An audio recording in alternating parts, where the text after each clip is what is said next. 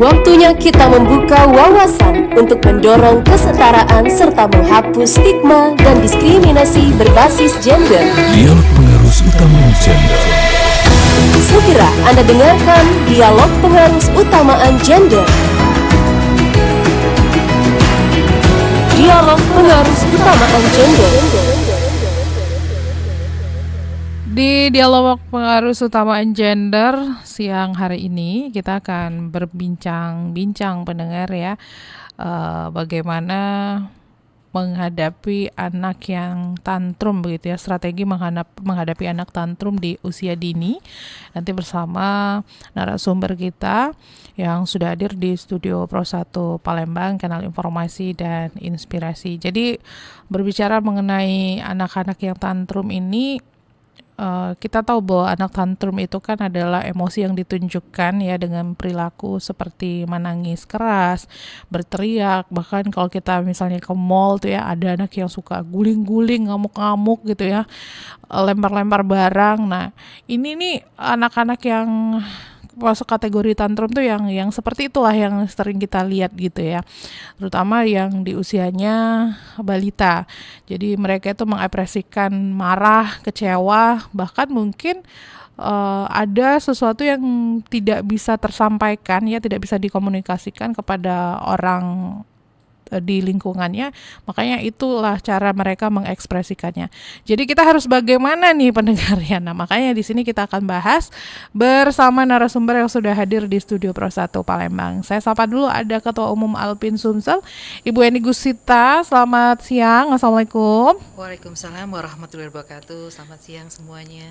Selanjutnya juga ada Ibu Masayu Reni Mariati, Wakil Bendahara 2 Alpin Sumsel. Selamat siang, Siang, Bu Mbak Reni. Lancar ya perjalanan ke sini ya? Alhamdulillah ya. Nggak ada macet-macetnya sama sekali ya. Kalau jam segini biasanya aman sih, tapi nanti jam 11 ke atas jangan coba-coba. Iya. Berarti balik dari sini dong. Tapi kita hindari lagi tadi.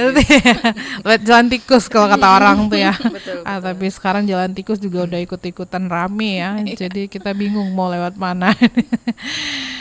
Oke.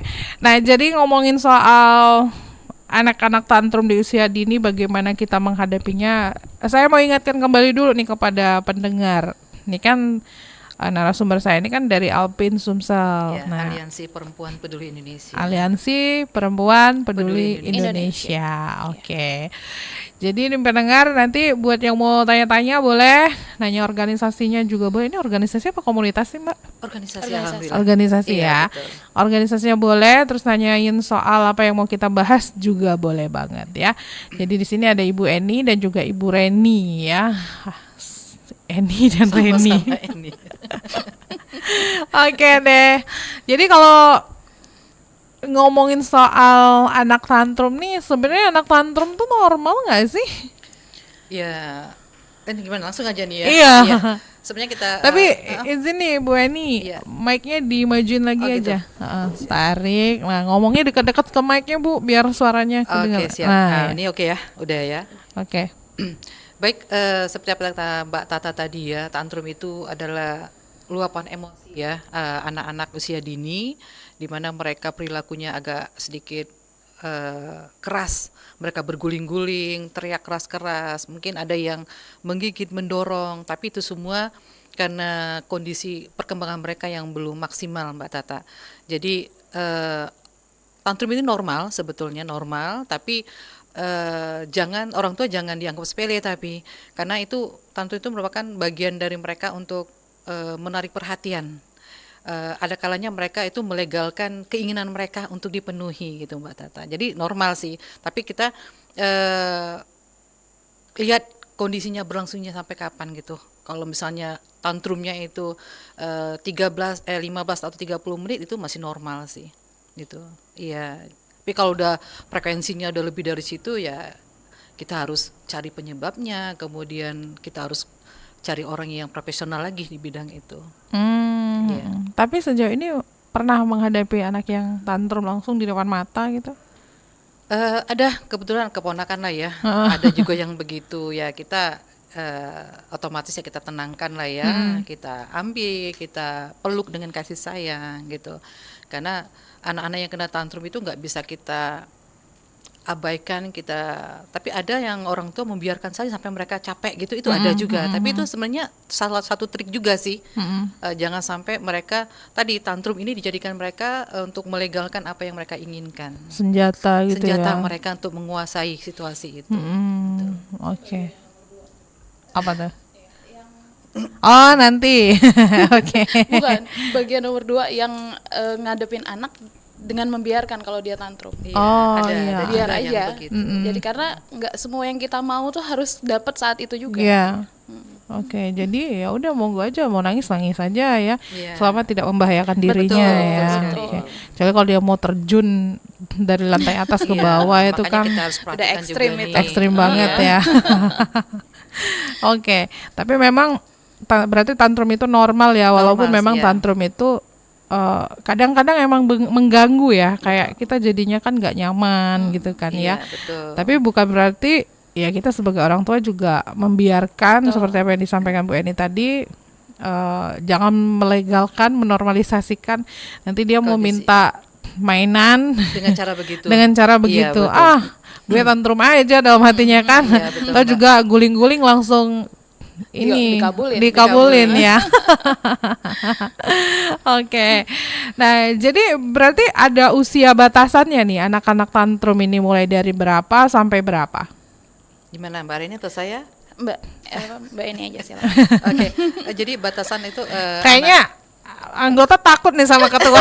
Monggo ketua aja. Silakan. baik, usia anak tantrum itu ya 1 sampai 4 tahun ya. Kalau lebih dari itu ya itu tadi kita harus cari orang-orang yang profesional untuk menangani kondisi anak tantrum. Jadi karena tantrum ini kita juga harus mengenali nih ciri-ciri anak tantrum itu gimana gitu kan. Iya. Biasanya anak-anak itu yang suka teriak keras-keras, menjerit gitu kan. Kemudian dia guling-guling di lantai kata Mbak Tata tadi. Kemudian ada yang suka menggigit, mendorong, melempar apa yang ada di dekat dia gitu kan. Bahkan ada yang wajahnya memerah, terus kaku, nggak bisa bernapas. Napas dalam itu ada. Jadi itu ciri-ciri anak tantrum pada saat kita, oh ini anak tantrum nih gitu kan. Iya, iya. Ya kalau kita tahu nih bagaimana anak tantrum itu pada saat kita ketemu di jalan atau di mall biasanya ya mungkin kita bisa membantu sebetulnya. Tapi dengan tadi walaupun kita orang asing, kalau dengan otomatis kita misalnya ikut menenangkan ibunya dulu nanti.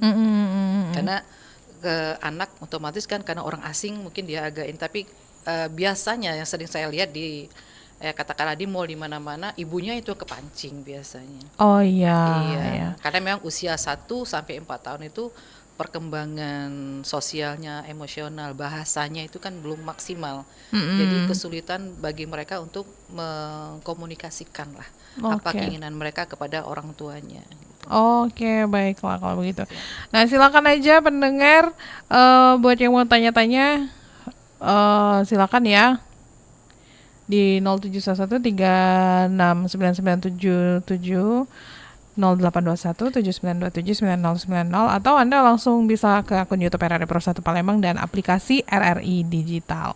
Jadi kalau misalkan mengulang kembali gitu ya, apa sih ciri-cirinya tantrum gitu tadi?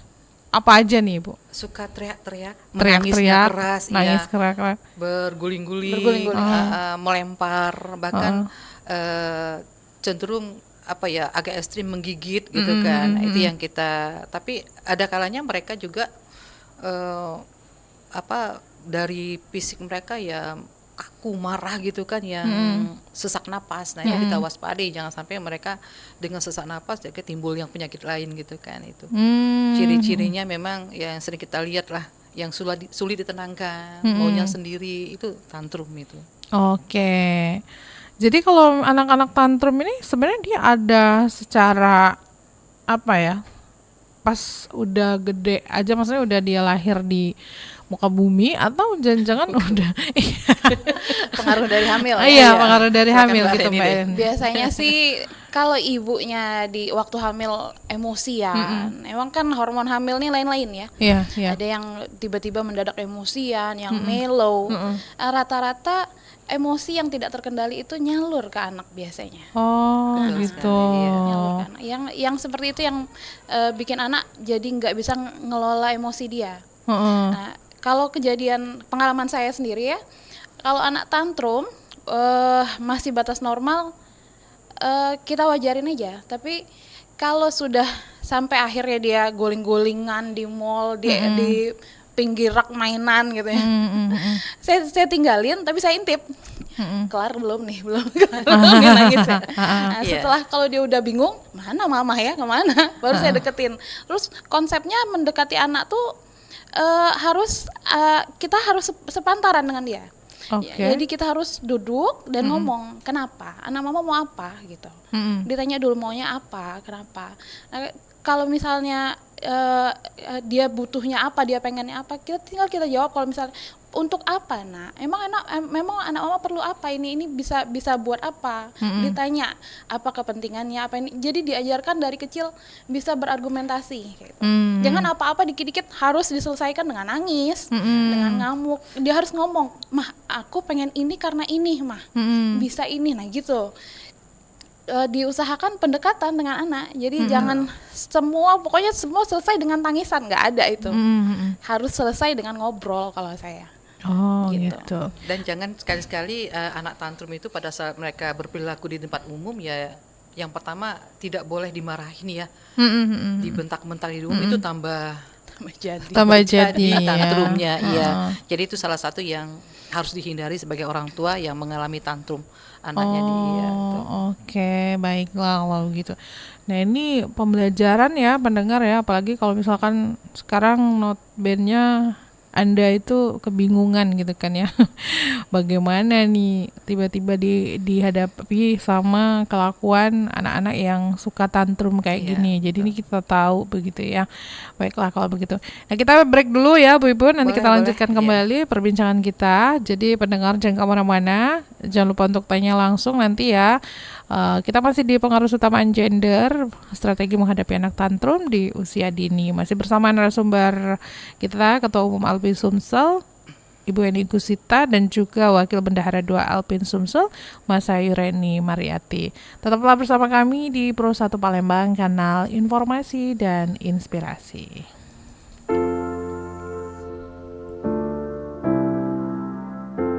Tahukah kamu bahwa setiap hari jutaan anak di seluruh dunia menghabiskan waktu berjam-jam menatap layar gadget? Ini bukan sekedar tren, tapi juga masalah serius yang mengancam kesehatan mereka. Menurut penelitian terbaru, penggunaan gadget berlebihan bisa menyebabkan masalah serius pada mata anak, seperti miopi atau rabun jauh. Selain itu, radiasi dari gadget juga berpotensi mengganggu pola tidur dan perkembangan otak. Bahkan, ada studi yang menunjukkan bahwa anak-anak yang terlalu banyak bermain gadget cenderung lebih mudah mengalami obesitas. Fakta menariknya, tahukah kamu bahwa rata-rata anak di negara maju menghabiskan waktu lebih dari 7 jam sehari di depan layar? Bayangkan waktu yang sangat panjang untuk aktivitas yang kurang bergerak dan lebih banyak pasif. Kita punya peran penting untuk membatasi waktu anak bermain gadget dan mengarahkan mereka pada aktivitas yang lebih bermanfaat, seperti membaca buku, bermain di luar, atau berinteraksi dengan teman sebaya. Mari kita mulai dari sekarang untuk masa depan anak yang lebih sehat.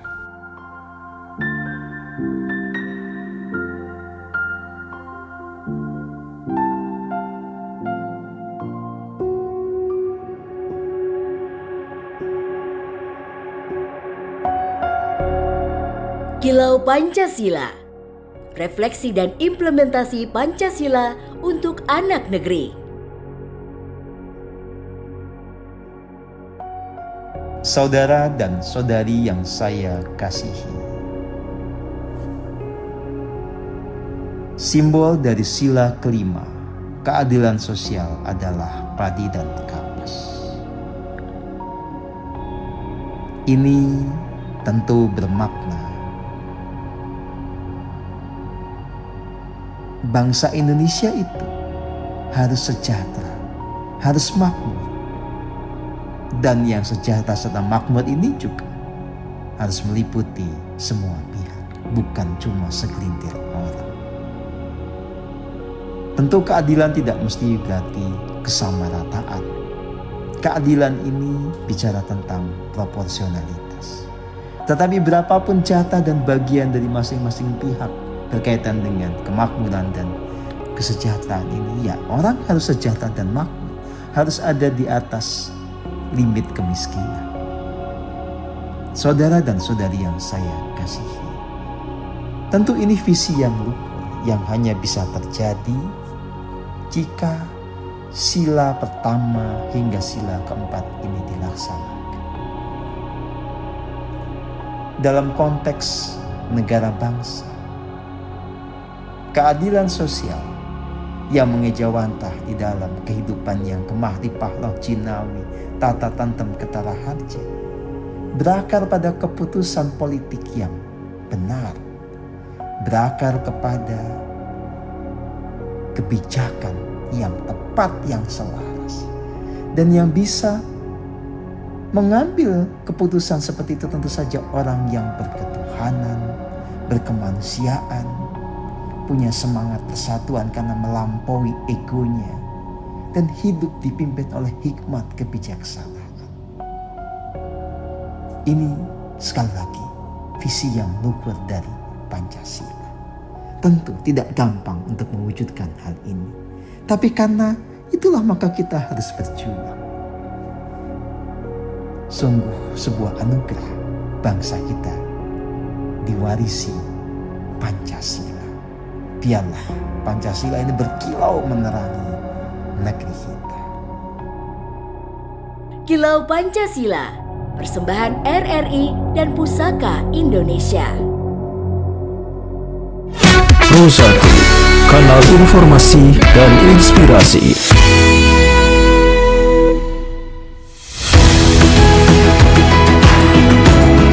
Yang pengarus utama gender. Masih bersama Anda, dialog pengarus utamaan gender. Masih berbincang-bincang mengenai strategi menghadapi anak tantrum di usia dini. Kita masih bersama narasumber kita, Ketua Umum Alpin Sumsel, ada Ibu Eni Gusita, dan juga Wakil Bendara 2 Alpin Sumsel, ada Ibu Masayu Reni Mariati. Kami ingatkan kembali pendengar, silakan saja bergabung bersama kami di 0711369977, 082179279090. Bahkan juga Anda bisa langsung ke aplikasi RRI Digital dan juga akun YouTube RRI Pro 1 Palembang. Oke, Bu Ibu, kita lanjutkan kembali ya. Dengan senang hati gitu ya. Kalau ngobrol cewek-cewek itu kadang nggak berasa ya, tahu-tahu udah mau habis. Oke. Ada nggak sih perbedaan cara menangani anak yang tantrum ini ya antara usianya gitu loh? Misalnya anak yang kan itu kan kan balita ya, jadi range-nya dari awal tuh sampai dengan 5 tahun gitu ya. Nah, misalnya anak yang usia 2 tahun gimana, bahkan anak yang lebih tua gimana gitu. Oke, pada umumnya sih anak-anak balita itu sama ya, perkembangan fisiknya, motoriknya juga sama gitu kan, perlu diasah gitu ya. Jadi usia 1 sampai katakanlah 5 tahun TK PAUD itu memang sama sih perlakuannya. Jadi mereka diupayakan motoriknya berjalan dengan lancar, seperti mewarnai, memegang sesuatu, meronce gitu kan. Tapi itu sama semua untuk anak TK juga sama anak PAUD. Cuma membedakan dengan usia itu nanti tingkat pemahaman. Misalnya huruf belajar membaca tapi hanya memperkenalkan, misalnya apel gitu ya. Tapi kita tidak boleh anak TK, PAUD apalagi itu diajarkan membaca, itu tidak boleh, karena itu memang ranahnya untuk di SD nanti. Tapi memperkenalkan benda-benda di sekitar itu wajib gitu ya, sama. Jadi perlakunya sama sih, butuh kasih sayang. Kemudian ilmu-ilmu ataupun cara pengasuhan pola asuh kita sebagai orang tua gitu kan, yang tidak otoriter, karena pengasuhan yang paling baik itu pengasuhan yang demokratis, artinya membiarkan anak apa yang mereka inginkan tapi ada batasan-batasannya gitu. Jadi tidak ada sih secara khusus, karena kalau memang dari usia 0 sampai 1 tahun yang memang mereka menyesuaikan sendiri ya, berjalan, merangkak gitu kan ya, belajar. Karena usia 1 tahun katakan sampai 2 tahun mereka belum bisa berbicara pada umumnya ya, masih sepotong-sepotong gitu kan, masih di ujung. Ya paling kita penangannya mengenai motorik halusnya saja gitu kan yang kita ajarkan. Tapi setelah usia dia 2 tahun ke atas ya kita boleh nih mengajarkan mengenai yang lebih kasar-kasar lagi nih dalam permainannya gitu kan, mengenal diri mereka, ini apa gitu kan, anggota tubuh misalnya. Oh iya. Itu bisa. Jadi memang kalaupun tantrum itu sebenarnya normal, tapi memang ada penyebabnya, Mbak. Misalnya itu yang pertama itu perkembangan psikologis mereka ya, karena usianya tadi 1 sampai katakanlah 4 tahun itu mereka belum banyak kosakata. Jadi untuk ngomong sama orang di samping atau ibunya agak sedikit terkendala. Kemudian tantrum juga itu bisa disebabkan karena kelelahan fisik gitu kan, karena terlalu capek. Kemudian bisa jadi penyebab tantrum itu overstimulasi.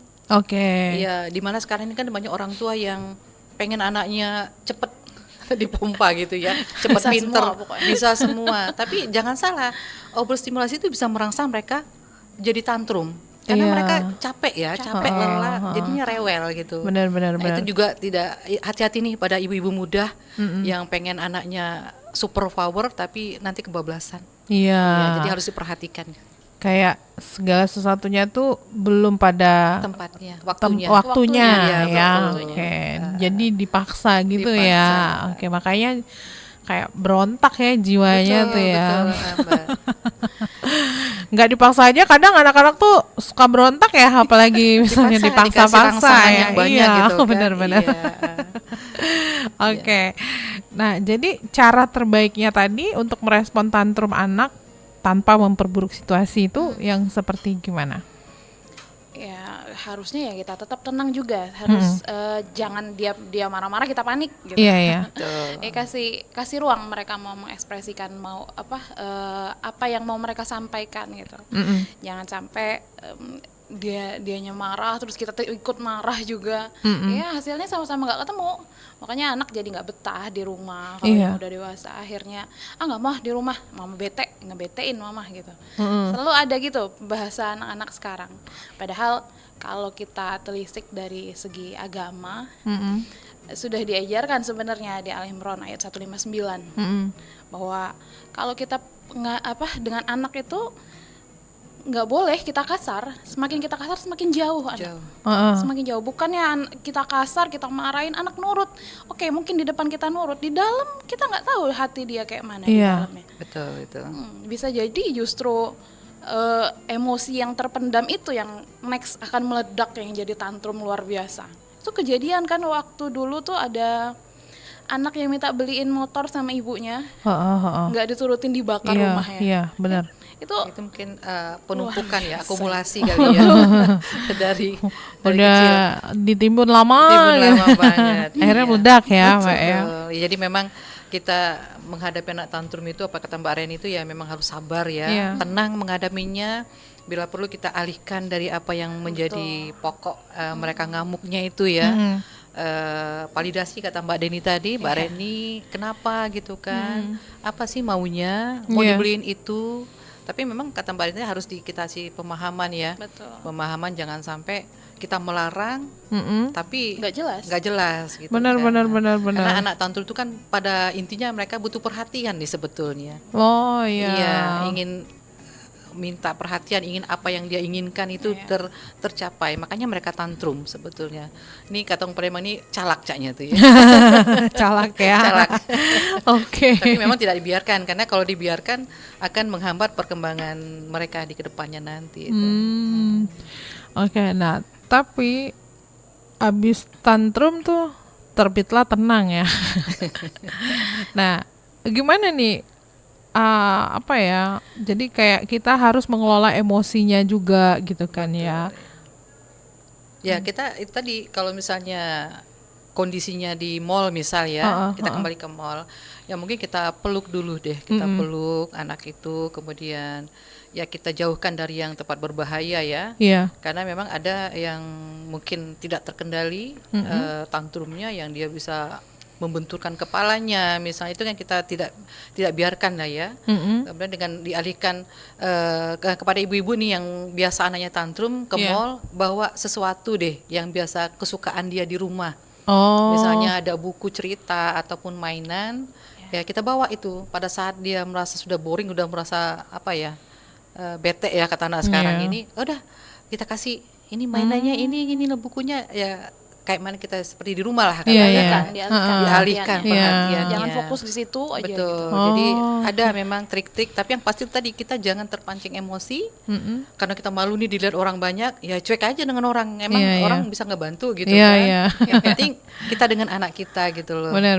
Kita dengan lembut kita peluk, karena dengan pelukan itu meskipun anak tantrum butuh waktu untuk redah emosinya, tapi itu untuk menghambat gitu loh. Dari amukannya itu. Iya. Dari tantrumnya Jangan itu. lupa juga setelah itu udah reda semuanya kasih pujian. Oh Iya. iya. Hasil Iya, wah betul sekali. pintar anak mama ya, gitu. Jadi dia tuh ngerasa dikasih reward bahwa wah aku ternyata kalau aku tenang mama aku baik. bangga. Iya. Ternyata kalau bisa nyampein dengan baik orang tua aku bangga gitu. Itu yang jadi sesuatu yang harusnya bisa kelebihan untuk anak-anak, untuk orang tua untuk bisa mengatasi emosi anak tuh. Dan juga ini Mbak, tantrum Iya. jangan dibohongin Mbak. Anak tantrum jangan dibohongin. Oh, Ya, artinya- kayak kita ngasih harapan gitu ya. Betul. Diam dibeliin ya, ya, Nah, nanti nanti ya. dibeliin sawah sehektar. Bukan helikopter tapi ya. Ya itu. Jadi artinya kita mau mendiamkan kata Mbak Reni tadi, kita kasih reward. Tapi kalau kita sudah ngomong nanti mama beliin es krim ya. Kalau sudah nggak nangis lagi ya kita harus beliin itu. Iya. Iya.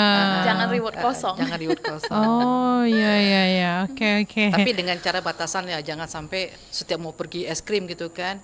Tapi paling ya mama ada uang nih kita beli es krim ya. Ya, Tapi kalau betul. mama nggak ada uang ya nggak gimana gitu kan. Jadi Ada ajarkan anak-anak yang bisa mengerti kondisi. Betul. Iya. Nah, saya dulu ngomong mama belum ada uang nak kalau segini, nanti kita tabung dulu ya nak ya, kalau udah ada uangnya nanti kita beli, tapi benar-benar dibeliin saat ada Iya, uangnya. jangan Iya. berbohong gitu. Jangan sampai bohong ke anak gitu. Iya, benar. Jatuhnya bohong ya gitu ya. Jadi itu caranya kita mengajarkan anak untuk mengekspresikan ya perasaan mereka ya dengan cara yang bisa dibilang lebih sehat ya. Selain melalui tantrum itu tadi gitu kan ya. Oke. Dan itu juga salah satu cara pendekatan ya yang lebih efektif lah bisa dibilang ya untuk anak yang kalau tantrumnya kan ada anak-anak yang lebih sensitif ya, bahkan yang ya ujungnya frustasi kan kalau tantrum itu kan. Oke. Nah, kalau kita berbicara soal respon kita ke anak-anak kita yang tantrum ini, seberapa penting begitu konsistensinya? Apakah apa yang bisa terjadi kalau misalkan kita tidak konsisten dalam memberikan batasan atau aturan? Ya, anak-anak tantrum itu kan berbeda-beda ya karakternya ya. Jadi tidak sama. Artinya sebagai seorang orang tua itu memang harus peka nih apa dulu nih penyebabnya anak tantrum gitu kan, yang seperti saya uraikan tadi. Nah, sekarang ini di survei-survei juga sudah mengatakan bahwa ada hubungannya antara yang dari awal kita bicarakan kehamilan dengan anak tantrum gitu kan. Ya karena semuanya beresiko gitu kan. Jadi waktu ibu hamil juga itu nutrisi harus diberikan, kemudian pada saat anak itu lahir juga nutrisi harus seimbang. Artinya anak-anak yang kekurangan misalnya zat besi, terus asam folat, bukan apa itu? Yang kata Ibu Papa itu. Yang penting asam folat. Omega 3. Kemudian gula yang berlebihan itu tidak boleh.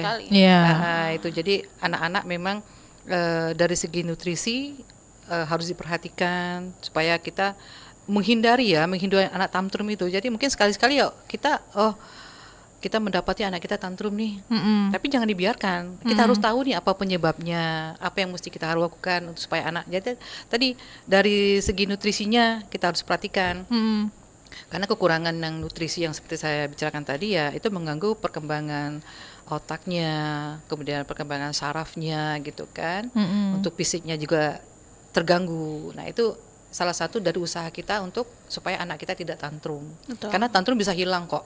Bisa seiring jalan mereka perkembangan motorik maupun verbal mereka dalam berbicara itu bisa hilang. Jadi kalau usia anak lebih dari 4 tahun, ya itu kita harus cari orang yang profesional ya. Kalau masih Gitu. berlanjut terus Masih berlanjut, menerus. tapi pada umumnya usia 1 sampai 4 tahun itu anak tantrum. Oke, Iya. baiklah. Tantrum itu bukan berarti anak kita nakal. Jangan Iya, dicap iya. dia nakal gitu. Iya. Iya, anak tuh cuma sedang mengenali emosinya, belajar Oh. mengendalikan emosinya. Ya tinggal kita aja ngajarin dia gimana caranya sabar, mengendalikan emosinya, komunikasinya lembut, pola asuhnya juga harus konsisten. Kita bisa bantu anak tumbuh kembang dengan pribadi yang lebih tenang, yang lebih baik, tetap hangat dan tumbuh bersama dengan keluarga, tapi kebutuhan yang dia mau bisa tersampaikan dengan benar. Oke, saya mau bacakan dulu WA yang masuk di 0821 7927 9090 dari 0858 3277 sekian. Selamat siang Ibu-ibu narasumber, saya Eka yang ada di Pelaju. Saya bertanya nih, berarti kalau misalkan anak tantrum itu jangan kita berikan hukuman fisik atau psikologis ya Jangan. untuk mengatasi tantrum. Ini malah memperburuk perilaku anak kah? Gitu. Betul sekali. Jadi anak tantrum itu justru kita harus perlakukan dengan lemah lembut, dikasih arahan gitu ya. Tadi saya bilang dibentak pun tidak boleh anak tantrum. Tambah dia merasa aku ini gini misalnya. Karena kan pada intinya mereka itu belum bisa mengekspresikan apa yang mereka mau karena perkembangan bahasa mereka tuh belum sempurna gitu kan. Apalagi kalau dikasih hukuman ya yang dikurung atau di kamar mandi atau itu malah memperburuk tantrum itu sendiri gitu kan. Mereka akan menjadi saya harus begini lagi. Justru apa yang kita larang itu akan mereka lakukan nantinya. Kayak sebuah tantangan gitu. Iya, jangan. Iya. Jadi tidak boleh dihukum, dibentak pun tidak boleh anak tantrum itu. Diarahkan yang pasti harus diarahkan. Oke. Makasih untuk Bu Eka ya di Pelaju. Iya, oke. Selamat siang Bu Eka.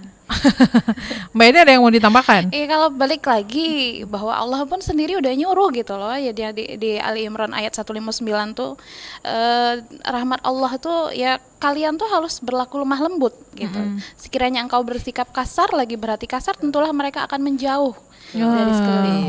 Jadi sudah ada di Al-Quran betul. pembelajarannya Allah udah ngajarin, itu. kenapa kita nggak ngikutin aja yang dikasih Allah? Karena Iya. ada memang benar pengalaman saya beberapa teman-teman saya yang satu sekolah sama anak saya, dia semakin anaknya ngamuk semakin ngamuk ibunya. Pantas stres Itu dia nanti cubitan jadi. Dua-duanya tantrum ya. Yang anak tantrum, ibu Ibunya tantrum, ya. Kamu kalau nggak diam, mama petuk, mama korong, mama kasih cubitan segala macam. Tapi yang saya Itu perhatiin tidak boleh, ya. kok anaknya makin jadi Iya, Betul, karena itulah tadi mereka tantrum ini upaya mereka untuk melegalkan apa yang mereka mau sebetulnya. karena tantrum itu. belum tersampaikan emosi sudah di stop dengan cubitan, gitu kan? Kasihan sekali anaknya. Tapi banyak itu kejadian. Iya banyak. Makanya kita sih ya melalui pembicaraan ini bincang-bincang kita ya Mbak. Mudah-mudahan ada ibu-ibu muda nih yang masih punya anak balita. Iya. Ya jangan bingung, jangan kaget dengan tantrum anak, itu wajar saja. Tapi bagaimana caranya kita tahu penyebabnya, bagaimana kita menanganinya. Iya, benar. Jangan sampai nanti kita tuh pengen anak cepat diam, tapi kita nggak tahu bagaimana ngatasinnya ya. Cuman menurut kita gitu ya ujung-ujungnya itu tadi. Kalau stop Dia sementara tantrum, buat kita apa? tantrum juga gitu kan ya. Kalau tantrum sama suami enak nih. Minta beliin ini gitu kan. Itu lebih ke ngerengek ya. Bukan tantrum. Bisa aja.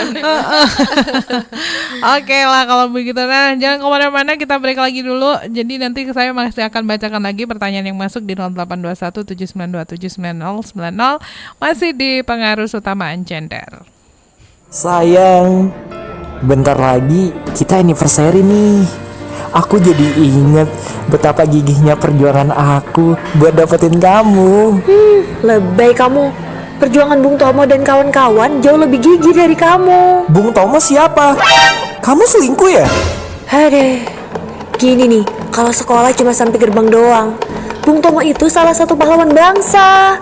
Indonesia nggak bakal bisa merdeka tanpa jasa pahlawan terdahulu. Maaf sayang, aku nggak tahu soal pahlawan. Tapi kalau untuk kamu, aku janji bakal selalu jadi pahlawan. Iya, pahlawan kesiangan maksudnya. Enggak kok sayang, beneran. Mulai sekarang, aku bakal belajar dan menghormati jasa para pahlawan.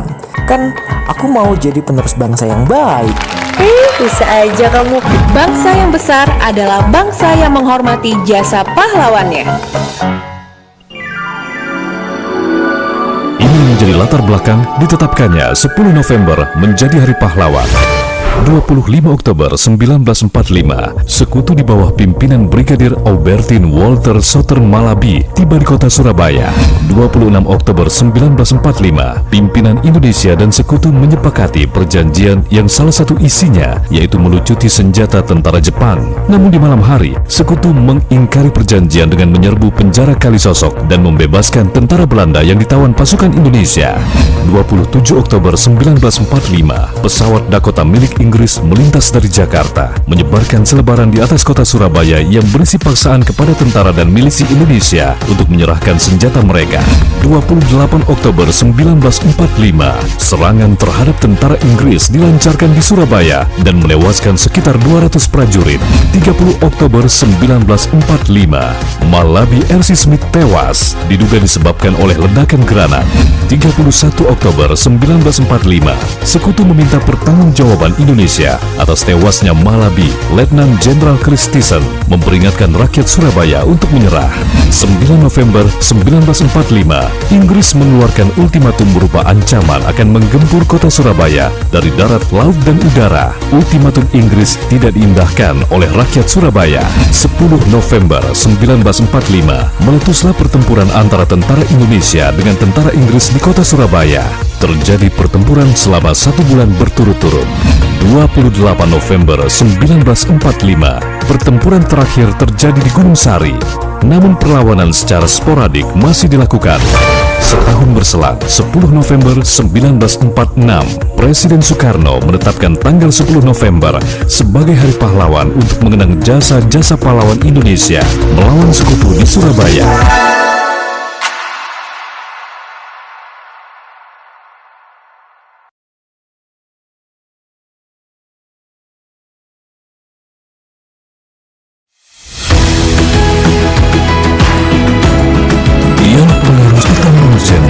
Masih bersama Anda, Dialog Pengarus Utamaan Gender.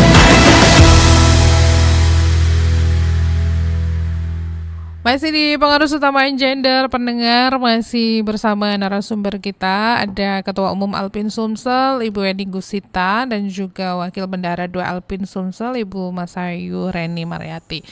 Nah, lanjut lagi. Buat yang mau tanya-tanya boleh langsung di 0711369977, 082179279090, bahkan juga bisa langsung ke aplikasi RRI Digital dan akun YouTube RRI Pro 1 Palembang. Saya akan bacakan lagi nih WA yang masuk. Ada Pak Iwan di KM12. Selamat siang RRI. Jadi kalau anak tantrum itu sembuhnya tuh di umur berapa ya? Udah kayak penyakit jadinya ya. Silakan. Baik. Pak Iwan di KM berapa tadi? 5 12. Ya? Oh 12. Selamat siang Pak Iwan. Jadi tantrum itu ya anak yang tidak bisa mengaplikasikan apa yang mereka mau ya, karena keterbatasan dari perkembangan fisik mereka, baik pun itu sosial, emosi, dan bahasa itu belum maksimal. Betul. Makanya mereka tantrum. Karena mereka mau minta ini, karena nggak bisa ngomong, akhirnya dengan isyarat, akhirnya orang tua bingung isyarat apa nih gitu kan. Nah itu bisa orang tua juga hilang kebingungan gitu kan. Jadi akan hilang tantrum yang normal ya, itu di atas umur 4 tahun. Karena mereka kalau udah masuk ke TK itu kan kosakata udah banyak, sudah bisa ngobrol sama orang tua bisa. Betul. Sudah berkomunikasi dengan mama papanya udah banyak, dengan keluarganya yang lain gitu kan. Nah itu bisa hilang. Tapi memang makanya tadi tantrum itu normal, tapi jangan dibiarkan begitu saja, karena dengan tantrum akan menghambat perkembangan anak. Karena tantrum itu cara mereka, karena tidak bisa mengungkapkan, akhirnya mereka berkelakuan tantrum. Betul. Jadi kalau dibiarkan, mereka akan perkembangan fisik kedepannya, emosinya akan terhambat. Ya tadi mungkin akumulasi akhirnya setelah gede nggak dikasih apa langsung bakar rumah gitu kan. Iya, Nah itu kan benar. salah satu mungkin yang terpendam emosinya. Tapi tantrum akan hilang Pak di usia 4 tahun ke atas dengan perkembangan mereka. Tapi kalau tantrumnya itu lebih dari setengah jam, sehari bisa 5 kali gitu kan. Panjang, kemudian mereka mulai katakanlah membenturkan kepalanya, menggigit orang di sekitar. Nah itu kita cari orang-orang yang profesional, ke dokter gitu ya, psikolog. Bagaimana nih sebenarnya? Karena beda-beda tipis nanti jatuhnya ke autis. Betul. Kita nggak bahas autis di hari ini, nanti panjang lagi gitu ya. Tapi itu tadi perbedaan antara tantrum sama autis ya. Kalau tantrum ini hanya perilaku karena belum sempurnanya mereka. Tapi kalau autis itu karena ada kesalahan lah ya di di motorik ataupun di otak mereka di otaknya ada problem. Jadi itu hampir nanti. Tapi kalau tantrum tidak ditangani, dibiarkan begitu saja, bisa mengarah ke autis. Oh gitu. Itu iya. Tapi kita bicara tantrum aja. Jadi bapak yang punya anak usia 1 sampai 4 tahun ya nggak sama salah Pak, nggak usah kaget, nggak usah takut, akan hilang. Tapi dengan cara kita mendidik anak dengan yang baik. Jadi dengan anak itu ngomongnya harus lengkap. Mau kemana? Nggak boleh mau kemana? Mau apa? Jangan dia tak-etoin ya. Kalau itu kata salah orang satu tuh. menghambat ya. Jadi bicara kalau dengan yang minum anak, ya minum aja, jangan num gitu kan. Nggak oleh, padahal tidak boleh gitu kan. Nah itu salah satu Pak, jangan sampai kita berbicara dengan anak sepotong-sepotong, nanti dia dapetnya sepotong-sepotong. Gitu. Karena kan anak tuh kan nge-record apa yang kita omongin. Semuanya mereka sip. Jadi intinya sih kalau ditanya kapan selesainya anak tantrum ini usia berapa? Ya selesainya saat dia bisa menyampaikan emosinya, rilis semuanya. Benar. Saat kita sudah bisa mendengarkan apa yang dia mau dan dia mau mendengarkan apa yang kita sampaikan gitu. Jadi ada komunikasi dua arah yang akhirnya ya bikin dia nggak tantrum lagi gitu karena apa yang dia mau udah kita tahu gitu. Tinggal masalah kita mau penuhin atau enggak, tinggal kasih bagaimana cara kita tinggal kasih pemahaman aja, diskusi sama dia. Oke, baiklah. Ada lagi nih pertanyaan dari Bu Pipit yang ada di kilometer 14. Apakah faktor lingkungan kayak perubahan rutinitas atau kurang tidur itu juga bisa meningkatkan frekuensi tantrum gitu Ibu-ibu? Betul. Iya, bisa sekali itu. Jadi ada anak-anak yang biasa di rumah sendiri gitu ya. Overstimulasi. Kemudian diajak keluar, kaget dia dengan ramai, itu bisa tantrum. Kemudian dengan katakanlah mungkin perjalanan keluar kota, perubahan tidur mereka capek, itu bisa tantrum. Makanya kadang-kadang kita suka lihat nih kalau kita ada kegiatan keluarga ya, ada satu anak yang ngamuk-ngamuk nih, ya kita sebenarnya jangan kaget ya. Itu karena dia capek di jalan. Jadi penyebab tantrum itu ya kelelahan tadi. Bukan dari kebiasaannya. Iya, jadi situasi yang mereka biasanya tidurnya nyaman gitu kan, dengan lampu yang redup, tiba-tiba dia suasana ramai, bahkan tidurnya mungkin saling gabung dengan keluarga lain, itu bisa juga menyebabkan tantrum. Jadi bisa-bisa kita sebagai orang tua nih memahami anak, anakku nih kalau misalnya tidurnya nih begini-begini, aku harus nanti di sana prepare lah. Paling tidak mengurangi tantrumnya itu. Nah, lalu peran kita nih sebagai saudara kandung, bahkan mungkin teman sebaya dalam membentuk perilaku anak yang mengarah ke tantrum ini seperti apa nih Bu Ibu? Mbak Deni dulu, silakan. Jangan main. Iya. Langsung main lagi dah. Ya kita kasih pemahaman lah ya kepada teman-teman kita itu bahwa kalau mereka menghadapi tantrum, jangan kaget, jangan takut, jangan malu gitu ya. Karena ini normal, sebetulnya normal seperti pembicaraan kita tadi. Tinggal bagaimana kita memahami ya teman-teman yang punya sekarang sedang mengalami tantrum anaknya. Ya kita lihat ini anak kita ini kenapa penyebabnya. Betul.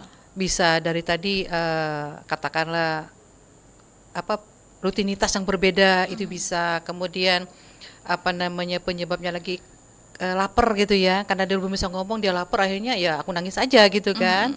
Itu salah satu. Tapi katakanlah yang tantrumnya itu yang tingkat tinggi lah ya, kalau misalnya nangis-nangis aja sih ya enggak masalah. Nah itu jadi orang tua memang harus ibu harus pekah nih apa yang kebiasaan anak, kemudian pencetusnya itu apa dari tantrumnya, karena tantrum tidak memang ada sedikit nih Mbak survei agak sedikit melenceng ya. Memang ada survei bahwa tadi yang dari awal kita bicarakan hubungan antar kehamilan dengan anak ya.